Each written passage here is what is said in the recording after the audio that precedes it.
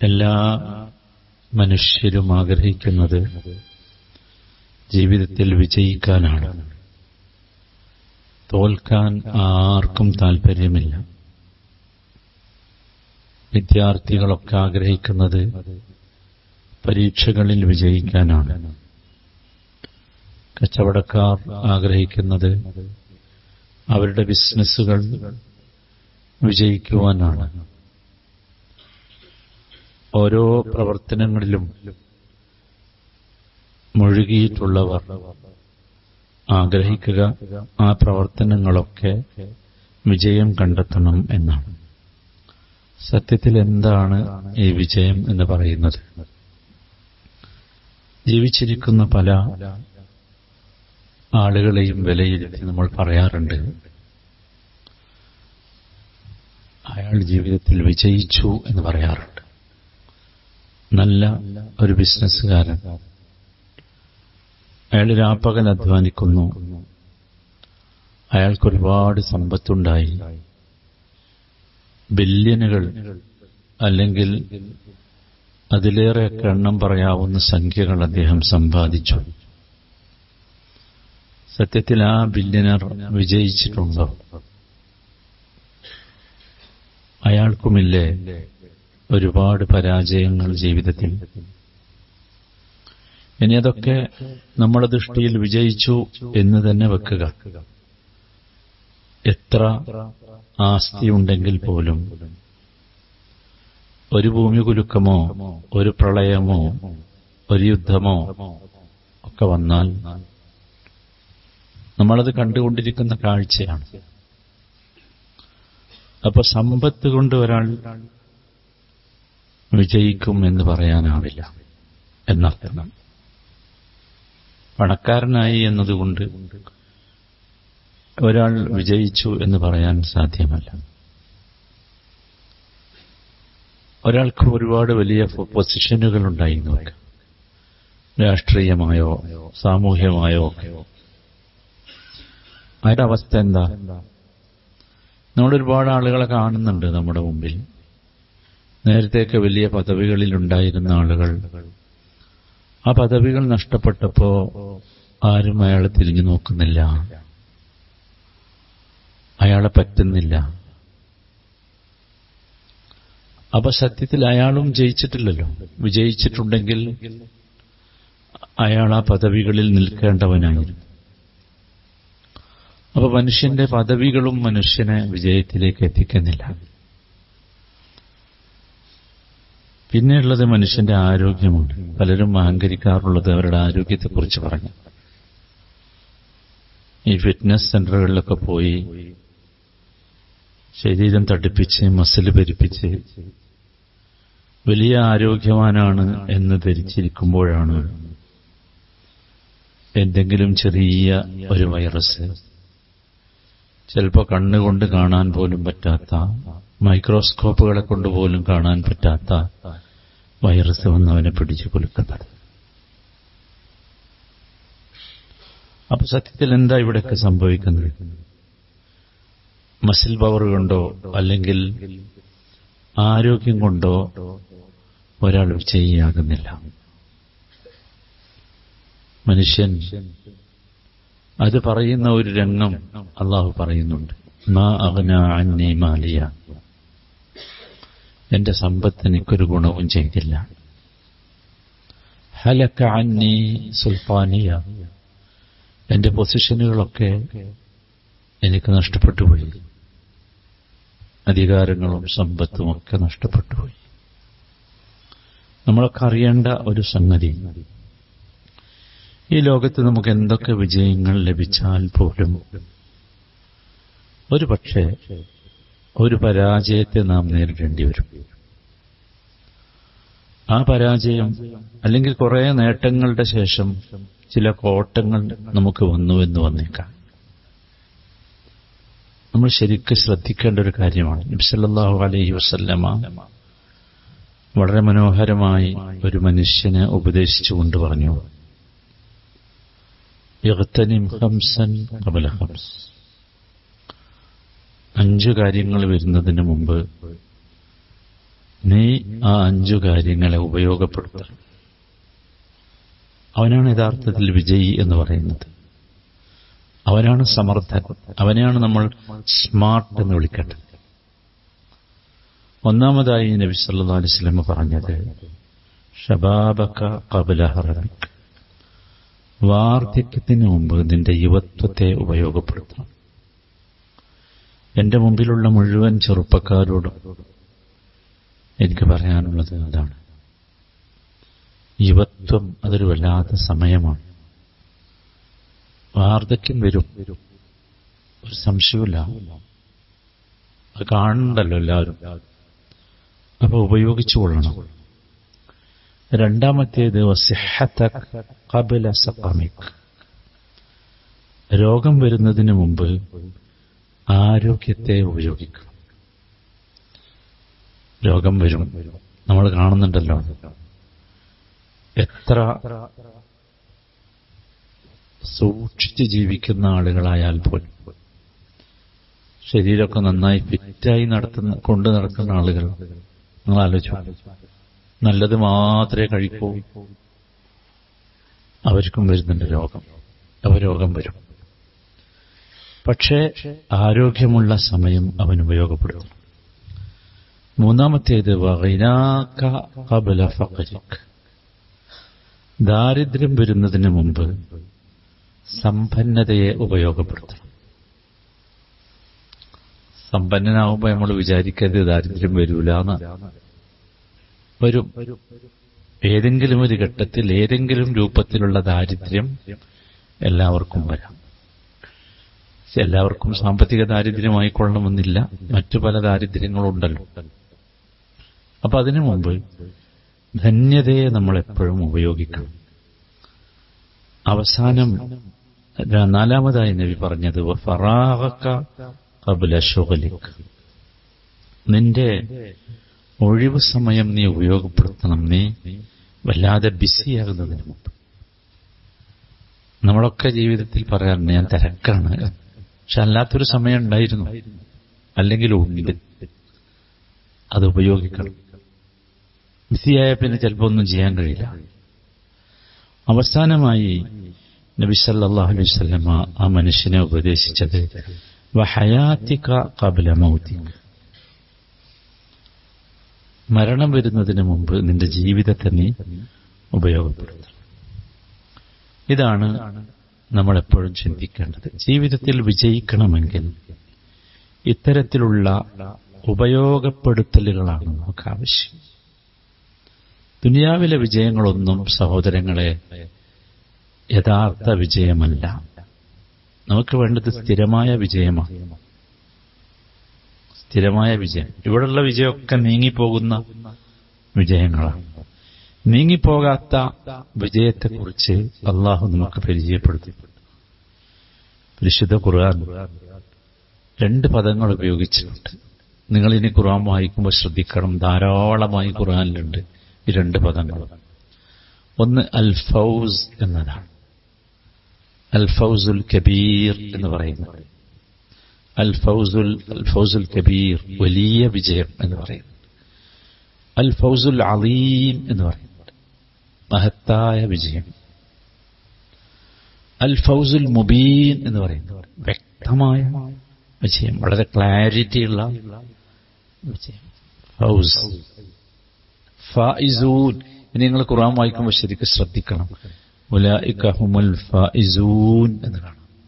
അവർ മാത്രമാണ് വിജയികൾ. അതുപോലെ ഖുർആൻ പ്രയോഗിച്ച 2ാമത്തെ ഒരു പദമാണ് മുഫ്ലിഹൂൻ എന്നത്. അഫ്ലഹ, അഫ്ലഹ ധാരാളമായി നമ്മൾ കാണും. ഖദ് അഫ്ലഹൽ മുഅ്മിനൂൻ. ഭയങ്കര രസകരമായ ഉലൈക ഹുമുൽ മുഫ്ലിഹൂൻ ധാരാളമായി ഖുർആനിൽ കാണും.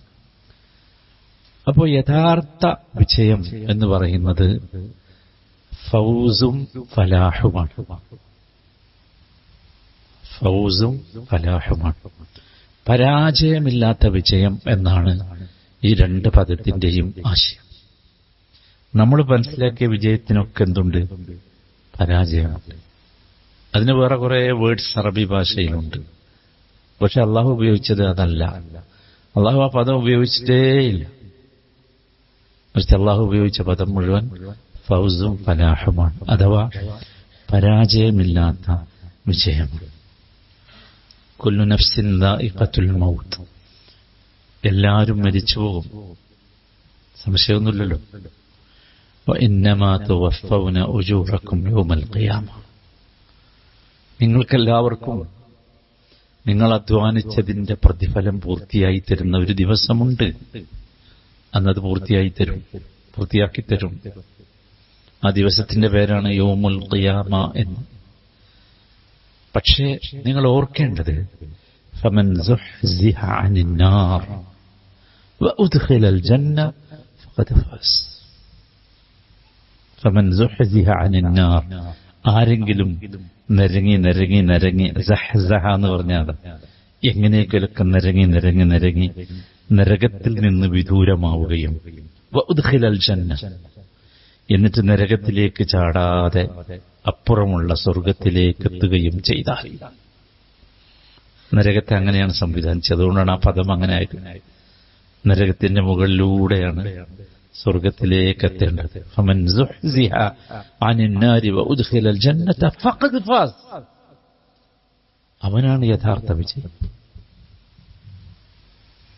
വമൽ ഹയാത്തുദ് ദുനിയ ഇല്ലാ മതാഉൽ ഗുറൂർ, ഈ കാണുന്ന ദുനിയാവിലെ ജീവിതം മുഴുവൻ മതാഉൽ ഗുറൂർ, മനുഷ്യനെ വഞ്ചിക്കാനുള്ള വിഭവങ്ങൾ മാത്രം.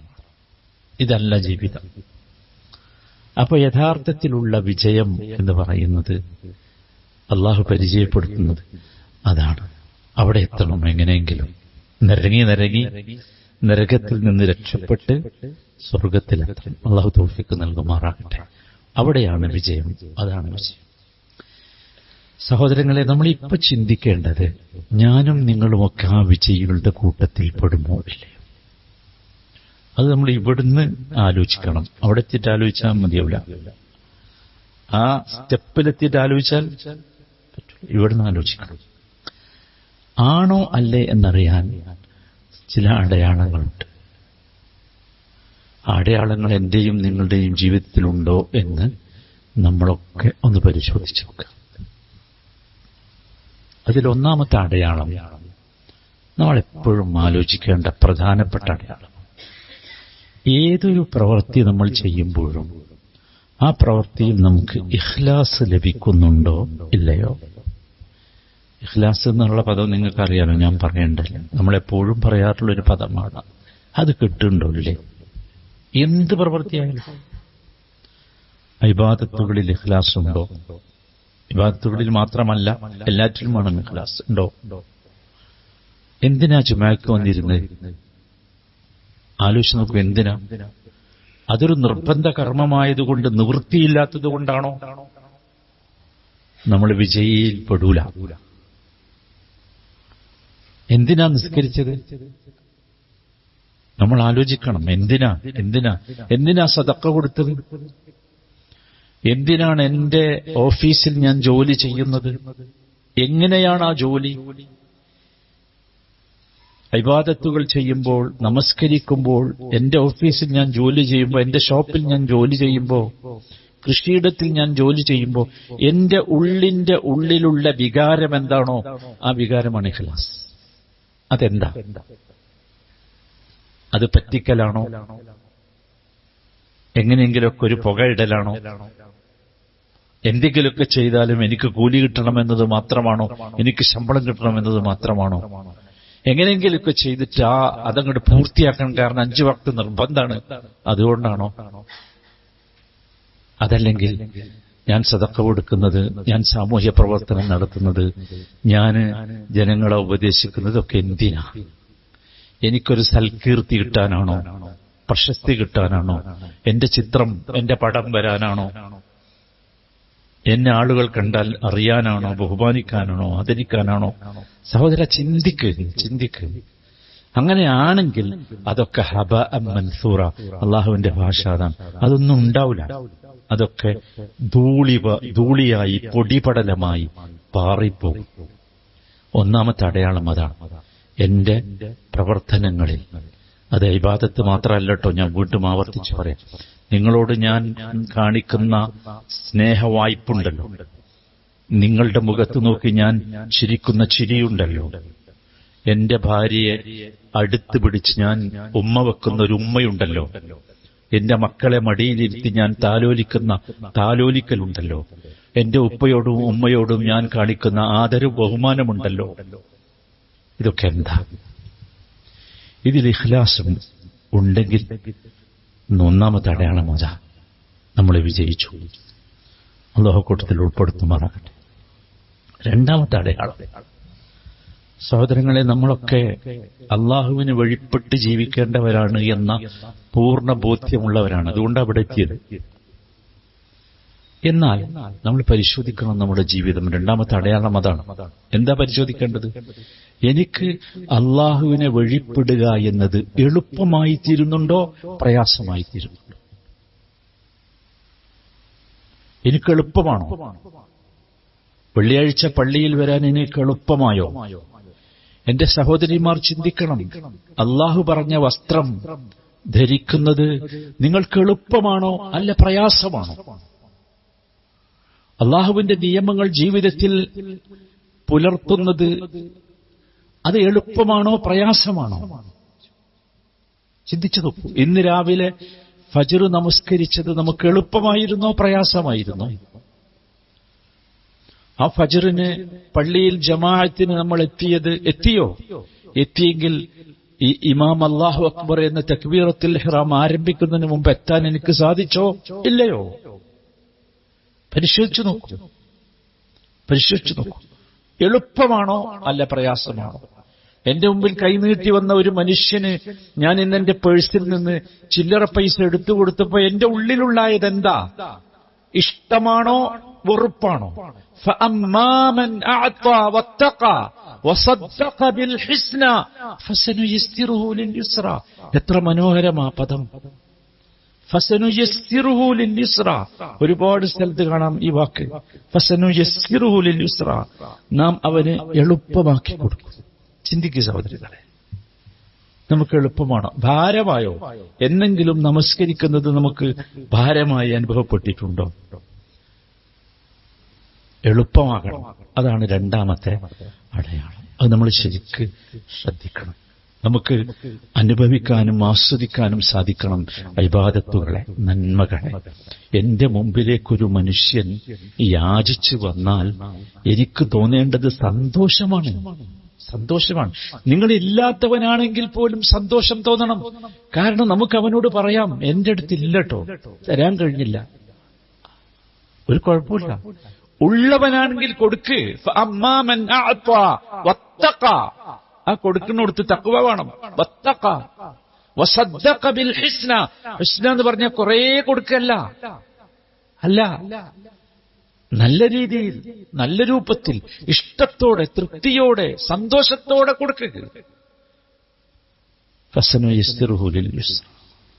സുബ്ഹാനല്ലാഹ്.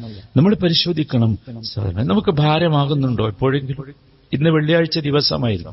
എല്ലാവർക്കും അറിയാം സൂറത്തുൽ കഹ്ഫ് നമ്മൾ പാരായണം ചെയ്യണം എന്ന്. നമ്മൾ ആലോചിച്ച് നോക്കൂ, നമുക്ക് സാധിച്ചോ? അതല്ലാതെ ഭയങ്കര ഒരുപാട് പേജുണ്ട്, ഭയങ്കര പ്രയാസമായി തോന്നിയോ, ഭാരമായി തോന്നിയോ?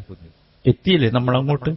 സമയമുണ്ട്, മഗ്രിബ് വരെ സമയമുണ്ട്. നോക്കണം സഹോദരൻ, നോക്കണം. ഇന്ന് വെള്ളിയാഴ്ച ദിവസമാണ്, ഇന്നൊരു സമയമുണ്ട്. അള്ളാഹുവിന്റെ റസൂൽ ആ സമയത്തെക്കുറിച്ച് പറയുന്നുണ്ട്.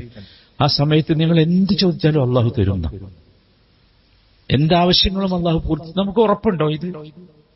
ആ ഒരു സമയത്തെ നമ്മൾ വെള്ളിയാഴ്ചകളിൽ ഉപയോഗപ്പെടുത്തിയിട്ടുണ്ടോ? ആലോചിക്കണം. അതിന് അള്ളാഹു നമുക്ക് ഒരു എളുപ്പം കൊണ്ടുവന്നിട്ടുണ്ടോ? അതാണ്.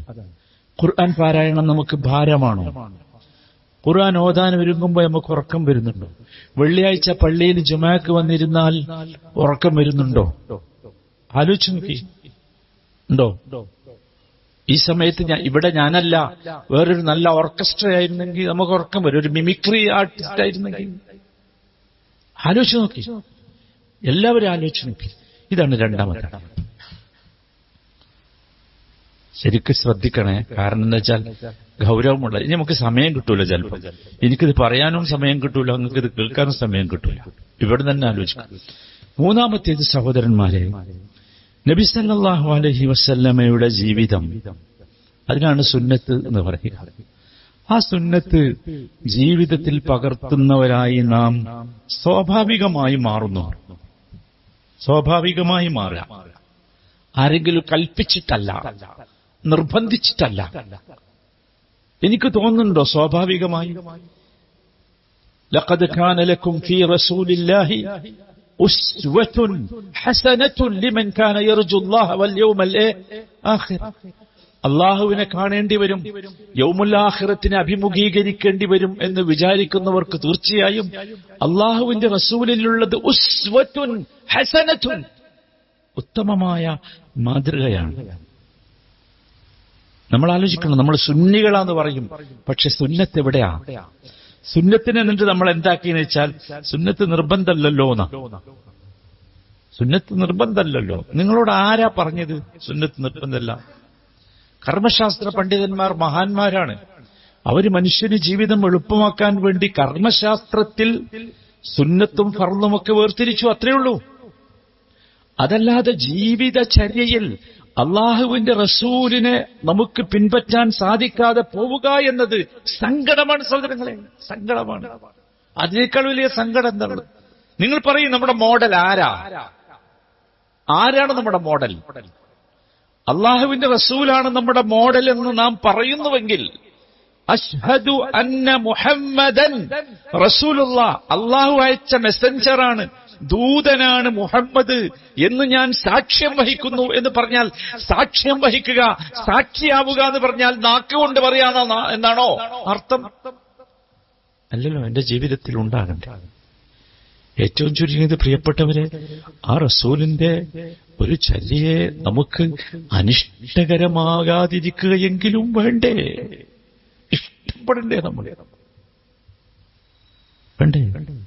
അള്ളാഹുവിന്റെ റസൂൽ പഠിപ്പിച്ചു, മാസാല അബ്ദി, ഒരു ഖുദ്സിയായ ഹദീസിൽ, മാസാല അബ്ദി യതഖറബു ഇലയ്യ ബിന്നവാഫിൽ. അള്ളാഹ് പറയാ, എന്റെ അടിമ നവാഫിൽ എന്ന് പറഞ്ഞാൽ ഈ സുന്നത്തുകളെ കൊണ്ട് എന്നോട് അടുത്തുകൊണ്ടേയിരിക്കും. അങ്ങനെ ഹത്താ ഉഹിബ്ബഹു, അവനിങ്ങനെ സുന്നത്ത് റസൂലിനെ ഫോളോ ചെയ്യാനുള്ള അവന്റെ ആഗ്രഹം കാരണം ഞാൻ അവനെ ഇഷ്ടപ്പെട്ടു പോകും. ആരാ പറയണമെന്നറിയോ? അല്ലാഹു തആല ഇഷ്ടപ്പെട്ടു. ഫഇദാ അഹ്ബബ്തുഹു, ഞാനെങ്ങാണ്ട് അവൻ ഇഷ്ടപ്പെട്ടാൽ, കുൻതു സമഅഹു അല്ലദീ യസ്മഉ ബിഹി, അവൻ കേൾക്കുന്ന കേൾവി ഞാനായിത്തീരും. ഇത് അല്ലാഹു പറയാ, അവൻ കേൾക്കുന്ന കേൾവി ഞാനായിത്തീരും എന്ന് പറഞ്ഞാൽ എന്താ? അള്ളാഹുവിന് തൃപ്തിപ്പെട്ടതേ നമുക്ക് ഇമ്പമായി വരൂ. അല്ലാത്തത് ഇഷ്ടണ്ടാവില്ല കേൾക്കാൻ എന്ന് പറയും. വബസറഹു അല്ലദീ യുബ്സിറു ബിഹി, അവന്റെ കണ്ണുകൊണ്ട് കാണുന്നത് ഞാനായിത്തീരും. അത് കാണാനേ നമുക്ക് കഴിയൂ, അല്ലാത്തത് കാണാൻ കഴിയില്ല. വയദഹു അല്ലതീ യബ്തുശു ബിഹാ, അവൻ പിടിക്കുന്ന കയ്യ് അത് ഞാനായിത്തീരും. അല്ലാഹു ഇഷ്ടപ്പെട്ടതേ നമുക്ക് തൊടാൻ കഴിയൂ, പിടിക്കാൻ കഴിയൂ. വരിജ്ലഹു അല്ലതീ യംശി ബിഹാ, അവൻ സഞ്ചരിക്കുന്ന, അവൻ നടക്കുന്ന കാലുണ്ടല്ലോ, അത് ഞാനായിത്തീരും. അള്ളാഹു ഇഷ്ടപ്പെടുന്നിടത്തേക്കേ നമുക്ക് നടക്കാൻ കഴിയൂ, അല്ലാത്തടത്തേക്ക് പോകാൻ കഴിയില്ല. ഇപ്പൊ നമ്മൾ കഴിയുന്നുണ്ട്. എന്തുകൊണ്ടാ? നമ്മൾ അവിടേക്ക് എത്തണം. അത് അടയാളമാണ്. എന്നിട്ട് ഇതിന്റെ അവസാനം അല്ലാഹു തആല പറയുന്നുണ്ട്, ഫഇൻ സഅലനി ലഉഅതിയന്നഹു, ഇത്തരത്തിലുള്ള ഒരുത്തൻ എന്നോട് ചോദിച്ചാൽ ലഉഅതിയന്നഹു, അതിലപ്പുറം അറബി ഭാഷയിൽ ശക്തമായി പറയാൻ ആ പദമില്ല. ലഉഅതിയന്നഹു, ഞാൻ അവന് നൽകുക തന്നെ ചെയ്യും. വലഇൻ ഇസ്തആദനി ലഉഈദന്നഹു, അവൻ എന്നോട് കാവലിനെ തേടിയാൽ ഞാൻ അവന് കാവൽ നൽകുക തന്നെ ചെയ്യും.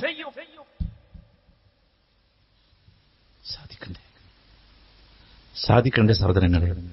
അല്ലാഹു സുബ്ഹാനഹു വ തആല നമ്മളോട് കൽപ്പിച്ചത് അതാണ്. ഇന്നമാ ഖൗലുൽ മുഅ്മിനീൻ ഇദാ ദുഉ ഇലല്ലാഹി വ റസൂലിഹി ലിയഹ്കുമ ബൈനഹും. വിശ്വാസികൾ ആരായിരിക്കണം എന്നറിയോ? വിശ്വാസികൾ ആരായിരിക്കണം? അല്ലാഹുവിലേക്കും റസൂലിലേക്കും വിളിച്ചു എന്നിട്ട് അള്ളാഹുവിന്റെയും റസൂലിന്റെയും തീരുമാനമാകണം നിങ്ങളുടെ ജീവിതത്തിലെ തീരുമാനം എന്ന് പറഞ്ഞാൽ അൻ യഖൂലു, അവർ പറഞ്ഞേക്കണം സമിഅനാ വ അതഅനാ. ചോയ്സില്ല. സമിഅനാ, ഞങ്ങൾ കേട്ടു, വ അതഅനാ, ഞങ്ങൾ അനുസരിച്ചു. അപ്പോഴോ വ ഉലൈക ഹുമുൽ മുഫ്ലിഹൂൻ, അവർക്കേ വിജയം കിട്ടും. അവർക്കേ വിജയം കിട്ടും. സഹോദരന്മാരെ, എല്ലാവരും ശ്രദ്ധിക്കും. ومن يطع الله ورسوله فقد فاز فوزا عظيما. മഹത്തായ വിജയത്തിന്റെ ഉടമ ആരാ? ومن يطع الله ورسوله, അല്ലാഹുവിനെയും റസൂലിനെയും അനുസരിച്ചവനാണ്. സാധിക്കണം. നമ്മൾ സഹോദരന്മാരെ അങ്ങോട്ട് എത്തണം. അങ്ങോട്ട് എത്തുക എന്നതാണ് അടയാളം. അത് നമ്മൾ പരിശോധിക്കണം. സുന്നത്തിനോട് നമുക്കൊരിക്കലും വിരോധമല്ല, ഇഷ്ടമാകണം. സുന്നത്ത് ചെയ്യുന്നവരോട് വിരോധമല്ല, ഇഷ്ടമാകണം. ഞാനതാ പറഞ്ഞ ഏറ്റവും നോക്കൂ, സുന്നത്ത് എന്ന് പറഞ്ഞാൽ ഒഴിവാക്കാനുള്ളത് എന്നല്ലല്ലോ അതിന്റെ നിർവചനം. അല്ലല്ലോ, അതിന് വേറെ കുറെ പദങ്ങളല്ലേ നിങ്ങളൊക്കെ പഠിച്ചു വെച്ചത്. അതുകൊണ്ട് പ്രിയപ്പെട്ട സഹോദരങ്ങളെ, അള്ളാഹുവിന്റെ റസൂലിന്റെ സുന്നത്ത് ജീവിതത്തിൽ ഒരിക്കലെങ്കിലും നമ്മൾ അനുഭവിക്കണം. ഒരിക്കലെങ്കിലും. എന്നാലേ നമുക്ക് പിടിച്ചു നിൽക്കാൻ കഴിയും. ഓർക്കണം എല്ലാവരും. നാലാമത്തെ അടയാളം സഹോദരന്മാരെ, നമ്മളുടെ കൂട്ടുകെട്ടം. ആരാണ് നമ്മുടെ ചങ്ങാതിമാർ? നമ്മുടെ ഫ്രണ്ട്ഷിപ്പ് സർക്കിൾ ആരാ? അതൊരു വലിയ പ്രശ്നമാണ്. അള്ളാഹു നമ്മോട് കൽപ്പിക്കുന്നുണ്ട്. ഇന്ന് നമ്മൾ ഓതിയല്ലോ സൂറത്തുൽ കഹ്ഫ്. അവിടെ പറയുന്നുണ്ട്, വലാ തുതിഅ മൻ അഗ്ഫൽനാ ഖൽബഹു അൻ ദിക്രിനാ വത്തബഅ ഹവാ. നിങ്ങൾ ഒരിക്കലും പിന്നാലെ പോകരുത്. ആരുടെ? മൻ അഗ്ഫൽനാ ഖൽബഹു അൻ ദിക്രിനാ, നമ്മളെ ഓർക്കുന്നതിൽ നിന്ന് നാം അവന്റെ ഹൃദയത്തെ അല്ലെങ്കിൽ മനസ്സിനെ അശ്രദ്ധമാക്കിയിരിക്കുന്നു. അങ്ങനെയുള്ളവരുടെ കൂടെ പോകരുത്. വത്തബഅ ഹവാ, അങ്ങനെ അള്ളാഹുവിനെ ഓർക്കുന്നതിൽ നിന്ന് നമ്മെ അശ്രദ്ധമാക്കിയാൽ ഉണ്ടാകുന്ന വെച്ചാൽ നമ്മൾ നമ്മുടെ ഹവയാണ് നമ്മൾ പിന്നെ പിൻപറ്റി, നമ്മുടെ ഇച്ഛയെ, നമ്മുടെ ഇഷ്ടത്തെ. എന്തേ നീ അങ്ങനെ ചെയ്തു? അതെന്റെ ഇഷ്ടമാണ്, മൈ ചോയ്സ്.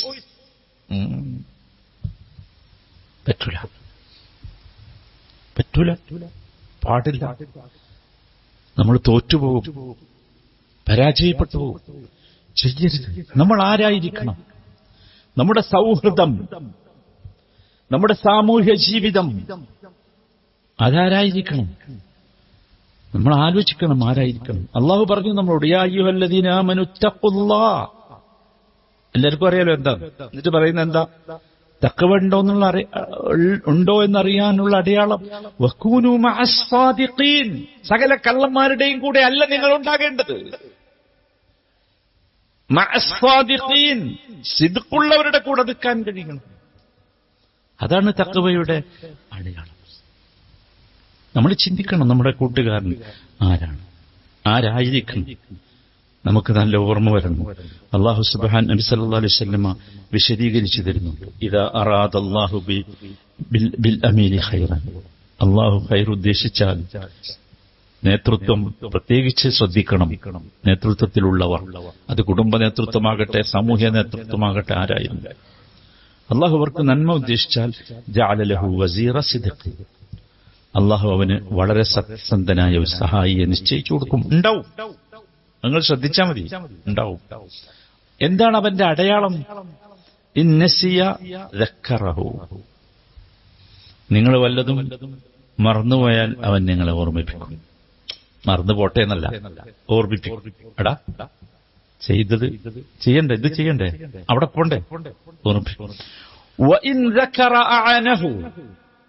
ഓർത്താലോ, ഓർക്കണ കാര്യമാണെങ്കിൽ അത് ചെയ്യാൻ അവൻ സഹായിക്കും. നമ്മൾ ശ്രദ്ധിക്കണം, നമ്മളെ ഫ്രണ്ട്സ് ഇങ്ങനെയാണോ നമ്മളെ സഹായിക്കുന്നുണ്ടോ?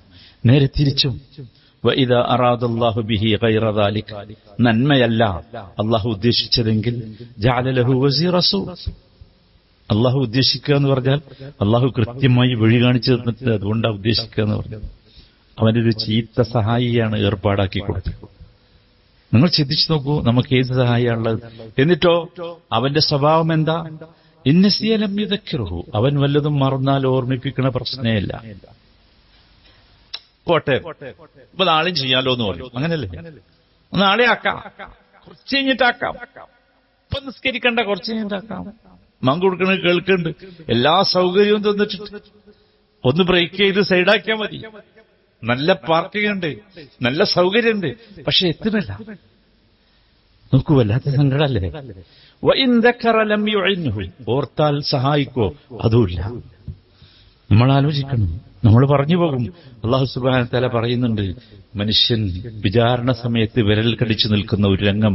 എന്നിട്ട് അവൻ പറയും, യാ വൈലതാ ലൈതനി ലം അത്തഖിദ് ഫുലാനൻ ഖലീല. അയ്യോ, നാശം, എനിക്ക് എന്തു പറ്റി? ഇന്ന ആളെ ഞാൻ എന്റെ സുഹൃത്താക്കിയിട്ടില്ലായിരുന്നുവെങ്കിൽ എത്ര നന്നായിരുന്നേനെ എന്ന്. എന്റെ പ്രിയപ്പെട്ട കൂട്ടുകാരെ, തോളിൽ കൈവച്ചവരുടെ കൈ ആരുടെ കയ്യിലാ തോളിൽ, ആരുടെ തോളിലാ കൈവച്ചതെന്ന് പരിശോധിക്ക്. യാ വൈലതാ ലം അത്തഖിദ് ഫുലാനൻ ഖലീല എന്ന് പറയേണ്ടി വരുന്നവരുടെ തോളിലാണോ കൈയുള്ളത്? അവരുടെ കൂടെയാണോ കൂട്ടുകെട്ട്? അവരുടെ കൂടെയാണോ സഹവാസം? അവരുടെ ക്ലബിലാണോ നിങ്ങളുടെ മെമ്പർഷിപ്പ്? ആലോചിക്കണം. അടയാളമാണ്. നമ്മൾ ശരിക്കും പരിശോധിക്കണം സഹോദരന്മാരെ. ഞാനൊരു സ്നേഹത്തോടു കൂടിയാ പറഞ്ഞു, എനിക്കൊരു ഉറപ്പും ഈ വിഷയത്തിലില്ല, വളരെ സ്നേഹത്തോടു കൂടിയാ. ശ്രദ്ധിക്കണം എല്ലാവരും. നബി സല്ലല്ലാഹു അലൈഹി വസല്ലം അതിമനോഹരമായ ഒരു ഉദാഹരണം പറഞ്ഞു, നല്ല കൂട്ടുകാരനെ കുറിച്ചും ചീത്ത കൂട്ടുകാരനെ കുറിച്ചും. നല്ല കൂട്ടുകാരെന്ന് പറഞ്ഞാൽ ഒരു അത്തർ വിൽപ്പനക്കാരനെ പോലെയാണ്, സുഗന്ധം വിൽപ്പനക്കാരനെ പോലെ. അവന്റെ അടുത്ത് ചെന്നാൽ നിങ്ങൾക്കൊന്നുകിൽ ഇത് വാങ്ങാം, സുഗന്ധം വാങ്ങാം, അല്ലെങ്കിൽ അവന്റെ അടുത്തിരുന്നാൽ തന്നെ എന്തുണ്ടാവും? ഒരു സ്മെല്ലൊക്കെ കിട്ടും. ചീത്ത കൂട്ടുകാരന്റെ ഉദാഹരണം ഒരു കൊല്ലനെ പോലെയാണ്. കൊല്ലപ്പണി മോശമായതുകൊണ്ട് പറഞ്ഞല്ലോ, ഒരു മനസ്സിലാക്കാൻ വേണ്ടി പറഞ്ഞു. കൊല്ലന്റെ അടുത്ത് ചെന്നിരുന്നാൽ എന്താ? ചിലപ്പോൾ നമ്മൾ ഡ്രസ്സിനൊക്കെ ഒരു ഓട്ട എടുത്ത് നീറ്റ് പോരുമ്പോഴേക്ക് അല്ലെ, അല്ലെങ്കിൽ ഒരു ചീഞ്ഞ മണമുണ്ടാവും. സുല്ലല്ലാഹു പറഞ്ഞ ഉദാഹരണം ചിന്തിച്ചു, എത്ര മനോഹരമാണ് സഹോദരൻ. നമ്മൾ ശ്രദ്ധിക്കണം. അഞ്ചാമത്തെ അടയാളം സഹോദരന്മാരെ, നമ്മുടെ സ്വഭാവം. നമ്മുടെ സുഹൃത്തുക്കളോടും സഹോദരങ്ങളും കുടുംബക്കാരോടുമൊക്കെയുള്ള നമ്മുടെ സ്വഭാവം, അത് സൽസ്വഭാവമാണോ ചീത്ത സ്വഭാവമാണോ? അടയാളമാണ്. ഞാനിപ്പോ എങ്ങനെയൊക്കെയാണ്, വേണമെങ്കിന്റെ ഒപ്പം ജീവിച്ചോ എന്ന് പറയുന്ന ആണുങ്ങളല്ലേ മഹാഭൂരിപക്ഷവും. എനിക്കിത്രേ കഴിയൂ, നിങ്ങൾ ഇത്ര കാലം ഇത്ര കുട്ടികളെ ഞാൻ പ്രസവിച്ചില്ല നിങ്ങളെ, അതുകൊണ്ട് വേണമെങ്കിൽ ജീവിച്ചോളൂ എന്റെ കൂടെ എന്ന് പറയുന്ന പെണ്ണുങ്ങളല്ലേ. ഇത് ചീത്ത അടയാളം. എനിക്ക് എന്റെ സ്വഭാവത്തിൽ ഒരു ദോഷമുണ്ടെങ്കിൽ അത് തിരുത്താൻ എന്റെ ഇണക്ക് സാധിക്കണം, എന്റെ സുഹൃത്തുക്കൾക്ക് സാധിക്കണം. കാരണം സൽസ്വഭാവമാണ്. ഇന്ന അസ്ഖല ശൈഇൻ ഫിൽ മീസാൻ. അറിയോ നിങ്ങൾക്ക്, തുലാസിൽ ഏറ്റവും കനം തൂങ്ങുന്നത് സുന്നത്ത് നോമ്പല്ല, തഹജ്ജുദ് നിസ്കാരമല്ല, ഖുലുഖുൻ ഹസൻ, സൽസ്വഭാവമാണ്. അതാണ് അള്ളാഹുവിന്റെ തുലാസിൽ ഏറ്റവും കൂടുതൽ കനം തൂങ്ങുന്ന വസ്തു. വഇന്നല്ലാഹ അസ്സ വജല്ല യബ്ഗളുൽ ഫാഹിഷൽ ബദീ. ഈ ദുഷ്ടനായ ചീത്ത സ്വഭാവത്തിന്റെ ഉടമയെ അള്ളാഹു വെറുക്കുന്നു. നമ്മൾ എവിടെയാണുള്ളത്? നമ്മൾ നോക്കണം സഹോദരന്മാരെ, നമ്മൾ ഏറ്റവും ശ്രദ്ധിക്കണം. നബി സല്ലല്ലാഹു അലൈഹി വസല്ലം മറ്റൊരിക്കൽ പറഞ്ഞു, അബൂ ഹുറൈറ റളിയല്ലാഹു അൻഹു ചോദിച്ചതാണ്, ഏറ്റവും കൂടുതൽ സ്വർഗത്തിൽ പ്രവേശിക്കുവാനുള്ള കാരണം എന്താണ് എന്ന്. നബി സല്ലല്ലാഹു അലൈഹി വസല്ലം പറഞ്ഞത് തഖ്വല്ലാഹ് വഹുസ്നുൽ ഖുലുഖ്. അള്ളാഹുവിനെ സൂക്ഷിച്ച് ജീവിക്കലും സൽസ്വഭാവവുമാണ്. അള്ളാഹുവിനെ സൂക്ഷിച്ച് ജീവിക്കലും സൽസ്വഭാവവുമാണ്. നമ്മൾ ശ്രദ്ധിക്കണം. അള്ളാഹുവിന്റെ റസൂല് പറഞ്ഞു, ഞാൻ എന്റെ അടുത്ത് ഏറ്റവും അടുത്ത് ഖിയാമത്ത് നാളിൽ ആരാ ഉണ്ടാകുക? ഇന്ന മിൻ അഹബ്ബിക്കും ഇലയ്യ വഅഖറബിക്കും മിന്നി മജ്ലിസൻ യൗമൽ ഖിയാമ. ആരാ? എനിക്ക് ഏറ്റവും ഇഷ്ടപ്പെട്ടവർ, എന്റെ ഏറ്റവും അടുത്ത് ഖിയാമത്ത് നാൾ ഉണ്ടാകുക ആരാ? ഉഹാസിനുക്കും അഖ്ലാഖ. ഉഹാസിനുക്കും അഖ്ലാഖ. ഏറ്റവും നല്ല സ്വഭാവത്തിന്റെ ഉടമകളാണ്. നമുക്ക് മാറ്റണം. കാരണം ഇപ്പൊ സമയമുണ്ട് നമുക്ക്. എന്തൊക്കെ നമ്മൾ മാറ്റിയില്ലേ? ലൈഫ് സ്റ്റൈലൊക്കെ മാറ്റിയില്ലേ? പൈസ കൂടിയപ്പോ, സൗകര്യം കൂടിയപ്പോ, പലരും വന്നപ്പോ, പലതും കേട്ടപ്പോ, പലതും പഠിച്ചപ്പോ മാറ്റണം. എന്തിനു മാറ്റണം?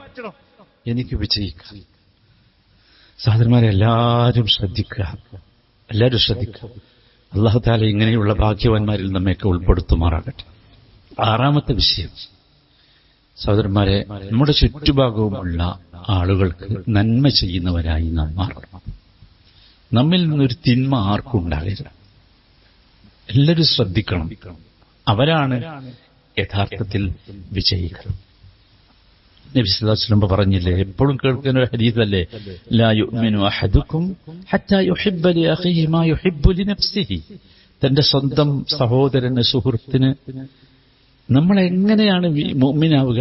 നിങ്ങൾ മുഅ്മിനാവുകയേയില്ല ഹത്താ യുഹിബ്ബ ലി അഖീഹി മാ യുഹിബ്ബു ലി നഫ്സിഹി. നിങ്ങൾക്കിഷ്ടമാകുന്നത് അയാൾക്കും നമുക്ക് ഇഷ്ടമാകണം. അയൽവാസിയോടും സുഹൃത്തിനോടും സഹോദരനോടും കൂട്ടുകാരോടുമൊക്കെയുള്ള നമ്മുടെ നയം അതായിരിക്കണം. അവിടെയാണ് നാം, നോക്കൂ, നിങ്ങൾ ആലോചിക്കൂ, എന്താ ഇന്ന് നമ്മുടെ അവസ്ഥ? എന്തുമാത്രം സ്വാർത്ഥരായി മനുഷ്യരെന്ന് നോക്കും.